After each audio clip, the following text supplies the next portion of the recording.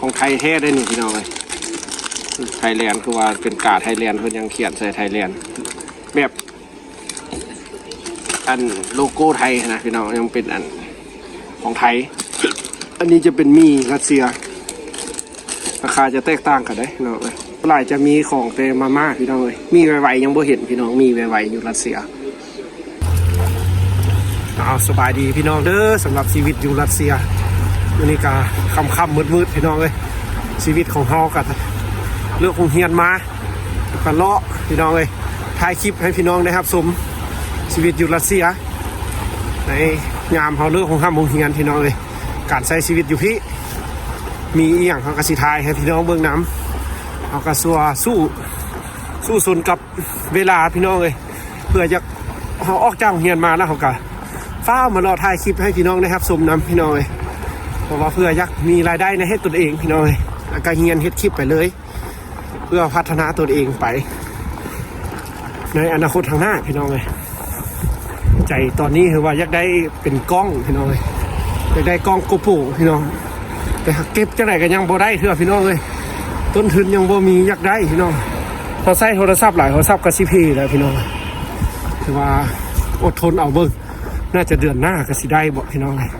คันบ่ได้ก็สิได้กลับไปลาวแล้วจะค่อยไปซื้ออยู่บ้านพี่น้องเลยลองเขาก็สิสู้สุนเฮ็ดคลิปให้มันได้รับผลดีๆพี่น้องเลยในการใช้ชีวิตอยู่พี่ออกจากโรงเรียนปั๊บเราก็เลาะถ่ายคลิปให้พี่น้องได้ครับชมการใช้ชีวิตซื้ออยู่ซื้อให้กินแนวนั้นแนวนี้นะให้เบิ่งพี่น้องเลยนี่เขาเข้าห้างอีกเลยพี่น้องเข้าห้างอีกเลยนี่ชีวิตอยู่แต่ห้างซื้อเครื่องอันนั้นอันนี้พี่น้อง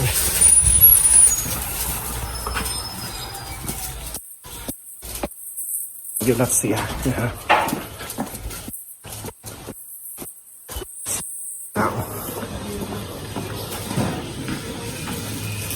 คือสปาเนี่ยครับเลาะซื้อเครื่องพี่น้องกันถือว่าห้างนี้ก็ถือว่าเป็นห้างใหญ่เลยพี่น้องถือว่าอาหารการกินบ่ขาดจะมีครบเลยเครื่องที่อยู่บ้านเขามากมายมากต้ออยู่รัสเซียมีแอมเปิลอันนี้ก็ยังมีซีนหมูซีนไก่สิซื้อเอาเข้าเลยพี่น้องเข้าแล้วก็ซื้อเอาดอกบอกอันนี้บอกแซ่บกว่านี้ลองเบิ่งพี่น้องบ่แห้งเลยไว้59ลองไปกินเบิ่งมันมาเฮาเอ็ดกินง่ายพี่น้องอันนี้นะเพราะว่าเฮาปิ้งไปแล้วก็เอาไปกินโรงเรียนนำพี่น้อง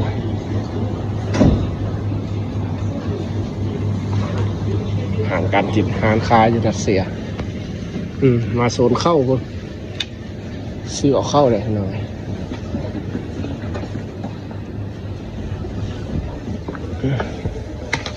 ข้าวเจ้าอยู่บ้านครับ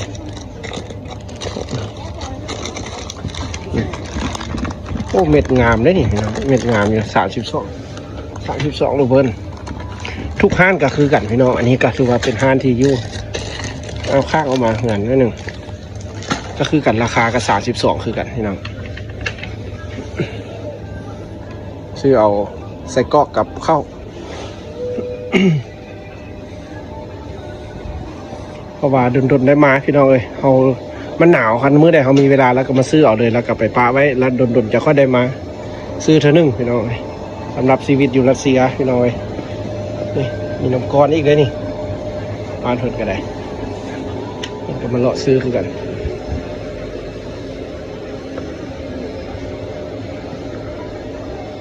มันจะมีน้ำซีอิ๊วไทยของเครื่องไทยก็มีได้อยู่นี่พี่น้องห้างนี้มีของไทยเด้อพี่น้องเลยห้างนี้นะห้างใหญ่ๆแท้ๆแห่งมีหลายพี่น้องของไทยหรือว่าของญี่ปุ่นนั่นจะนำเข้ามาหลายแบบอยู่รัสเซียนี่อันนี้ก็จะเป็นโซนมี่พี่น้องเลยโซนมี่เนี่ยเรามักมีของไทยนะโอ้ดีพี่น้องเลยจะมีมาม่าไทยได้นี่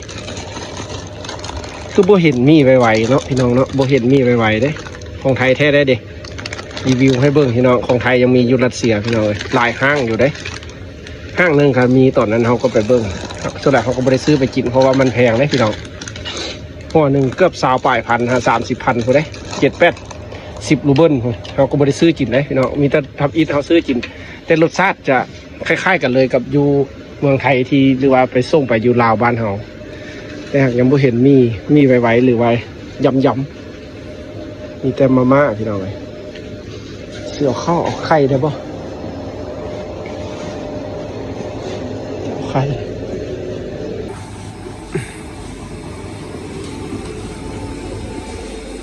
สิเบิ่งอาหารนี้ไว้พี่น้องเพราะว่าได้กลายมาทางนี้มีอาหารทะเลมีปลาทูปลารัสเซีย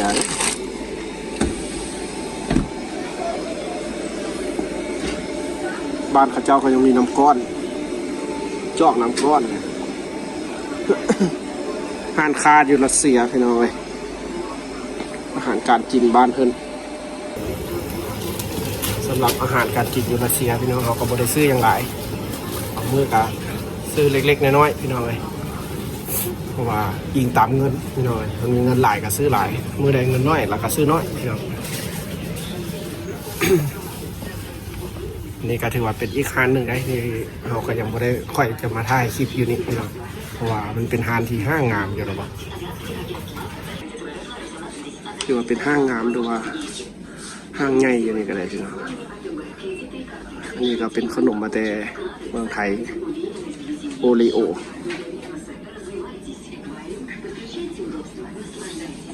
สำหรับบ้านเฮ้ยพี่น้องห้างนี้ก็ใหญ่พี่น้องห้างใหญ่ได้สลายคนรัสเซียเดินมาห้างนี้พี่น้องห้าง24 ชั่วโมงของรัสเซียเอาไปเช็คบินพี่น้องเอาซ้ำนี้แหละอาหารกินนะ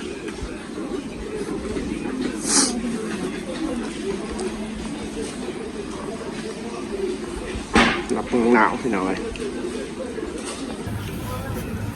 Здравствуйте.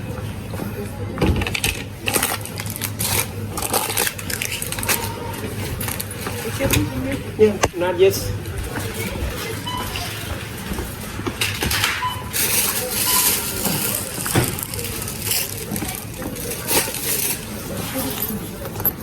На лист.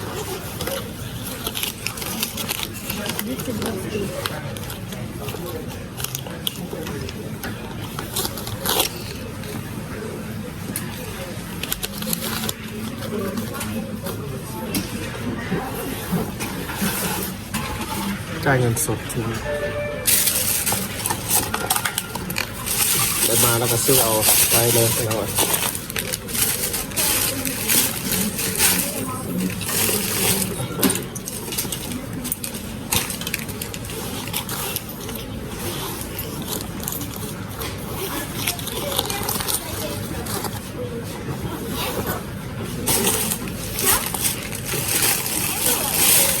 เพราะว่าได้มาแล้วก็ถ่ายเบิ่งเลยเด้อพี่น้อง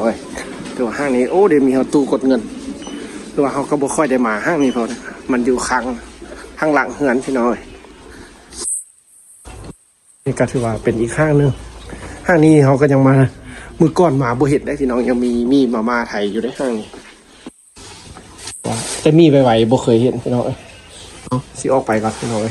เกี่ยมเสื้อหนาๆออกประตูไปแล้วหนาวปุ๊บเลยพี่น้องอันอยู่ในห้างใครได้สำหรับบ้านเพิ่น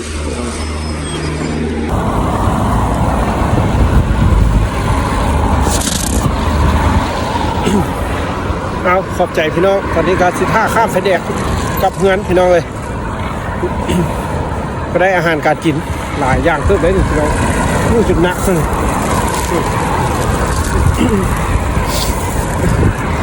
สำหรับชีวิตอยู่พี่น้องเลยเลิกเฮียนแล้วก็ซอกซื้ออาหารการกินแล้วก็เกี่ยมไปเฮียนพี่น้องเลยจะทำมือพี่น้องเพราะว่าอยู่ในโรงเรียนเขาบ่สามารถแต่งอาหารกินได้พี่น้องเลยเพราะว่าแต่เพิ่นก็เลี้ยงอยู่พี่น้องเพิ่นจะเลี้ยงข้าว3 คาบได้อยู่ในโรงเรียนพี่น้องแต่หากเขาเป็นคนทางอาชีเนาะเขาสิว่ากินอาหารทางบ้านเพิ่นลบเบาะสิมันก็บ่ได้พี่น้องส่วนหลายบ้านเพิ่นก็กินแบบเป็นมันฝรั่งข้าวจี้เป็นอาหารที่มีรสชาติยักจืดนะพี่น้องออกจืดๆแต่เขาก็บ่สามารถกินได้เขากินบ่ได้เขาก็ต้องได้ออกมาอยู่นอกหรือว่าซื้ออาหารการกินไปแต่งกินหรือว่าเขาเอาเข้าไปกินในโรงเรียนเนาะแต่เขาก็บ่สามารถสิแต่งทุกมื้อได้พี่น้องเอ้ย แต่คันเฮามาอยู่นอกสิเฮาก็กินได้ทุกมื้อแต่หากหมู่คู่หรือว่ารุ่นน้องที่ยังอยู่ในโรงเรียนเนาะปี0สิหากก็เริ่มมาสินะหรือว่าหากก็เรียนปี1สิก็บ่ยังบ่สามารถสิออกมาอยู่นอกได้เพราะว่าเฮายังบ่ได้ภาษาหรือว่ายังบ่ฮู้การไปกันมาเฮาต้องได้ให้รุ่นอ้ายผู้ที่เคยมาอยู่ก่อนหั่นบอกสอนว่าการไปกันมาเป็นจังไดอยู่รัสเซียพี่น้องเอ้ยเพราะว่าบ้านเพิ่นมันก็เป็นประเทศที่กว้างใหญ่พี่น้องเอ้ยเฮาได้เฮาไปบ่ถึกไปบ่งามเฮ็ดบ่ถึกบ่ต้องมันก็สิมีเรื่องมีราวมีปัญหามันสิยากพี่น้องเอ้ยเพราะว่าเฮาก็แม่นมาเรียนเป็นนักศึกษามาเรียนเฮาก็สิจะเว้าภาษารัสเซียได้จนหมดสุอันมันก็เว้าบ่ได้พี่น้องเอ้ย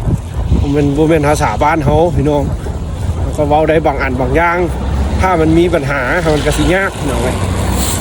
เราก็ต้องเบิ่งผู้ที่เคยมาอยู่พี่น้องเอ้ยสำหรับนักเรียนถ้าว่าผู้น้องสิกำลังสิมาพี่น้องเอ้ยก็ต้องได้เบิ่งผู้ที่เพิ่นเคยมาอยู่ก่อนพี่น้องเอ้ยอยู่แบบใดมันจักสิรอด6ปีขนาดพี่น้องเฮาเสียจังไหนเฮาสิเรียนจังไหนให้มันจบเพราะว่ามาแล้วมันต้องได้ตั้งใจเรียนพี่น้องเอ้ยมาเฮาตั้งใจบ่เรียนบ่จบมันก็สิเสียหายตนเองหรือว่าก็เสียหายพ่อแม่หรือว่าหมู่เพื่อนที่ให้ความหวังหรือว่าตั้งใจอยากเห็นผลสำเร็จของตัวเองพอมาก็ต้องตั้งใจเรียนมันทุกข์หรือว่ามันยากก็ต้องได้อดทนพี่น้องเอ้ยถ้าเขาได้มาแล้วแต่ถ้าผู้ที่ยังบ่มาก็ต้องเบิ่งคิดว่าที่ดีพี่น้องเอ้ยสิมาเรียนรัสเซียนะเพราะว่าเขามาเรียนเขาบ่สามารถสิถือว่ามีปัญหาอยู่ทางบ้านหรือว่าเกิดแก่เจ็บป่วยเขาก็บ่สามารถสิไปเยี่ยมไปยามไปหากันได้พี่น้องเอ้ยมันต้องได้ปล่อยละจังหมาพี่น้องเอ้ยเพราะว่า6ปีมีผู้บ่ได้เมื่อจากเครือก็มีเมื่อบ้านพี่น้องเอ้ยก็ต้องได้อยู่รัสเซียนี่เลยจนกว่าเขาสิเรียนจบมาแต่ใช้เวลา6ปีคำว่า6ปีบ่แม่นง่ายๆเด้พี่น้องเอ้ยคำแม่นนะหมู่คู่ก็จนเอาลูกเอาเมียหมดพุ่นแหละเขามาที่ยังเป็นโสดอยู่พี่น้องเอ้ยเอาพี่น้องเอ้ยขอเถื่อนละเอาคันพี่น้องอยากเห็นชีวิตในการสู้กับเวลาพี่น้องเอ้ยเอาเลิกเรียนแล้วก็แม่นจังซี่แหละแต่ละมื้อก็สิรอถ่ายคลิปให้พี่น้องเบิ่งซื้ออาหารการกินหรือเฮ็ดกิจกรรมอันนั้นอันนี้เขาก็สิถ่ายเบิ่ง สำหรับอยู่เมืองหนาวพี่น้องเอ้ยโอ้ขอเถื่อนละย่างไปใส่ก็ได้แต่ย่างพี่น้องเอ้ยสำหรับถ้ารุ่นน้องสิมาก็ต้องเบิ่งพี่น้องเอ้ยคิดดีๆก่อนสิมาพี่น้องเอ้ยก็คือเขาว่าเนี่ยเพราะว่ามาอยู่นี่ก็เคยมีพี่น้องเอ้ยที่แบบหมู่คู่หรือว่ารุ่นน้องที่มาเรียนหรือว่ามีการเจ็บป่วยทางบ้านนี่หรือว่าว่าง่ายๆซะตายไปนะพี่น้องทางบ้านเกิดปัญหามีการตายหรือว่าพี่น้องตัวเองหรือว่าพ่อแม่สิก็ยังบ่สามารถสิกลับมาเบิ่งหรือว่าไปส่งเพิ่นได้พี่น้องเอ้ยหรือว่าไปเบิ่งวินาทีสุดท้ายนะมันก็บ่สามารถสิมาได้เด้ถ้าคันสิมาอยู่รัสเซียก็ให้ตัดสินใจเขาต้องปล่อยวางทุกสิ่งทุกอย่างแล้วจังมาแล้วเพื่อความอดทนคือเรียนอยู่ที่ก็ถือว่าจันทร์วันอาทิตย์ก็ถือว่าได้ไปโรงเรียนทุกมื้อเลยพี่น้องบ่ได้มีมื้อพักจากมื้อนอกจากวันอาทิตย์เพิ่นจะให้เวลาไปซักเครื่องซักของถ้ามาเรียนพี่น้องเอ้ยหรือว่ามีแต่วันจันทร์วันเสาร์หรือว่าเข้าขึ้นห้องเรียนปกติเรียนหนังสือทุกมื้อพี่น้องเอ้ย